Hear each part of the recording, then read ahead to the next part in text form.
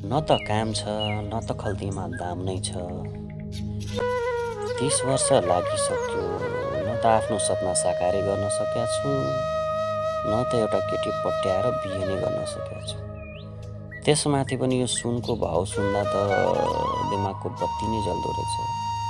यो सुन नखोज्ने केटी चाहिँ यो संसारमा कहाँ चाहिँ पाइन्छ होला हौ। हत्तेरीका हे भगवान्, केही त उपाय लगाइदेऊ कि जिन्दगीभर म कुमारै भएर मर्ने हो। अब यसरी सुतेर हुन्न, केटी खोज्न निस्किनु पर्यो।